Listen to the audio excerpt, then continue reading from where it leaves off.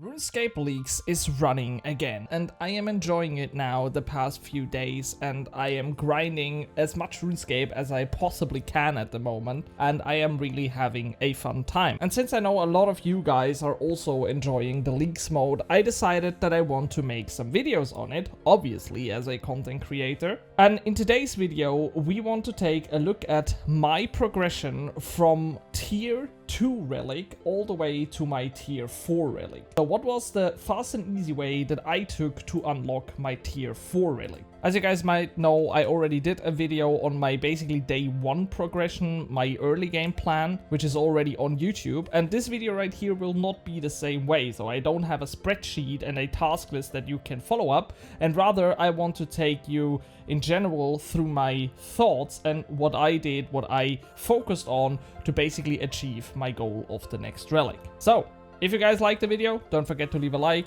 comment and subscribe, and now let's head right into it. The first tip that I have for you guys is something that I already told a lot of you guys in the last year's leagues, and I will also tell this tip in every new video that I do on the leagues topic. Because basically, when you are at a point in RuneScape 3 Leagues where you have no clue what to do, there is one thing that is really easy to do. You go into the RuneScape 3 Wiki on the Leagues task page. And here you basically can tick which areas you have unlocked and which you haven't. You can also unlock the Wiki sync and then give your in-game name right here. If you haven't heard of this, this is something you can do in your settings in-game, where you go to gameplay and then right here you can tick this box and unlock Wiki sync and then also force a sync directly. And if you have done that, you can basically type in your name right here, look it up, and it will automatically greenlight or also hide all the tasks that you have complete. And now what you can do on this page is really cool, because on the right side, you can sort it by completionist percentage, which means that when you tick this box 2 times,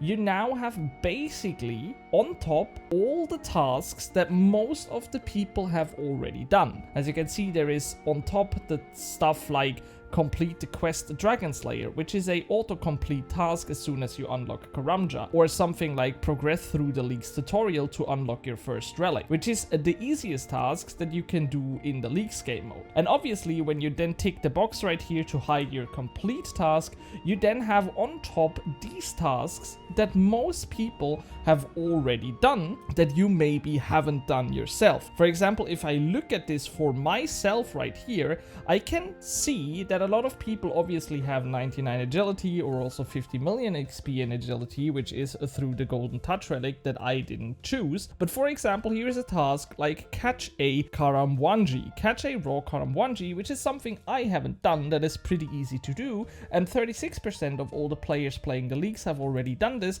so I know this is something that I could go and quickly do. And this will also give you some sort of an idea what could be pretty easy to do. We obviously have tasks like 99 prayer, thieving, or agility, as already mentioned, which are bound to a relic choice that people have done. But then there are also tasks like using a wave spell, which gives 80 points and only needs level 62 in magic. So I could go out now and then grind a little bit of magic, do that spell, and get 80 leagues points. As you can see, this is something that you can do that is really easy to look up and give you a direction or an idea what you could do next to grind out some points. Okay, but now back to my path. So as I mentioned, I did not start with the golden touch relic, which is something that definitely made my progression to the next relics harder than it could have been. Because people who took just the golden touch relic will have so much league points thanks to, basically getting agility up and then also getting 99s early on and whatever, which is a lot of points. But I did not choose that relic, so I had to find another way. So what I did is I focused on the gathering skills. This was my relic choice, the survivalist, and this was basically the thing that it was really good at.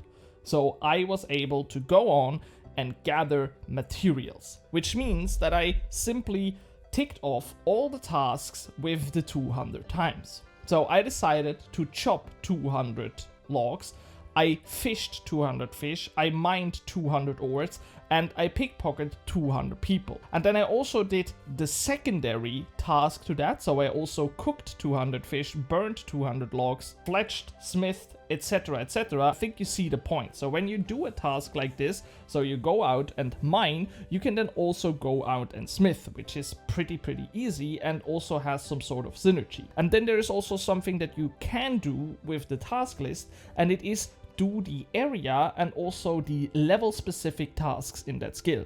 So for example, what I mean by this is that when you go mining and you want to mine 200 ores, you obviously get a lot of levels, so then you can also look up what other mining tasks there are. For example, mining iron ore is a task, mining mithril ore is a task, and then also stuff like mining a coal in a specific area is also a task. So basically, you look up the task or the skill that you are working on right now, and instead of just simply go out and then chop 200 times a oak tree, you look up what other trees are out there.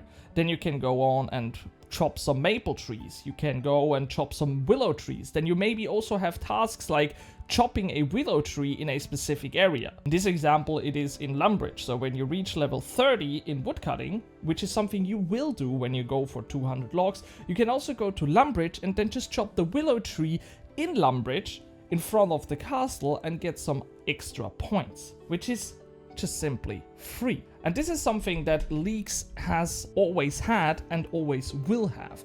That when you are doing something specific, focusing on one specific activity or a skill, that you then unlock different tasks. And the higher your skill goes, often the more rewarding your tasks will be. So for example, mining a ore that requires level 15 will not give as much points as something that requires level 80, 90 or whatever. So therefore, leveling up one skill and focusing on one activity like the gathering skills can give you a lot of points early on. I think a lot of people will have noticed that with agility, because they just trained it automatically, then they got all the XP from agility itself, reaching level 95, 99, 90, whatever is a lot of points. But then you also unlock tasks like this one here in the Shiloh village, use the stepping stone agility shortcut for 80 points, which is something that is so easy to do as soon as you have level 74 agility, which all the people with golden touch already had. And stuff like this also exists for the other skills. So training one skill or one set of skill early on and get a little bit higher level will not only unlock the tasks of reaching your first level 60, 70, 80 skill, but also unlocks other methods that then also give you points. Because now suddenly you can mine higher ores, you can chop higher trees, and then get some more points. And also area specific ones, like not only chopping the trees, but chopping them in a specific area. I think you get the point. And this was something that I did a lot. Then I had a problem, which maybe some of you also had if you didn't choose the golden touch, because I had no way to really train agility. What I did for that is basically I got my first levels really early on by just hopping the fence right here at the sheeps to get level 5 and unlock Surge. And after I unlocked Karanja, which you also do pretty early on to be fair, you have the agility spot in Brimhaven unlocked. And this is something that was actually a real pain in the ass to do at a low level, but at least I was able to get level 30 and unlock Dive, and therefore get a little bit further. So if you had some problems with agility, this was basically what I did to solve it. Then the next tip that I have is basically use the relics you unlock, because all the relics give you opportunities also to knock out some points. For example, for me, my third relic that I unlocked was the Nature's Network, which gave me the ability to harvest and farm pretty easy. So I did exactly that. I took some seeds from a master farmer by thieving him, and then I went to a farming patch and harvested some plants, which gave me a lot of points there. And here again, as you level up, you get specific tasks by specific harvest, like this herb or this flower, and when you do exactly that, you will get some extra points and you can knock out some tasks. And as you can see, this was basically all that I did. So I focused on one specific sort of skill in this case, not one skill only, but one sword with the gathering skills. Unlocked with that some higher tier methods, which gave me more points. And with the more points, I unlocked a new relic. Then I used that relic to unlock even more points. And obviously, always, as I mentioned in the beginning, when I came to a, let's call it a stopping point, I just looked up the completionist percentage on the wiki and then found a new way. So yeah, this was basically what I did. I hope you find this video helpful in any way. If you did so, don't forget to leave a like, leave a comment and subscribe, and then I will see you guys in the next one. Bye!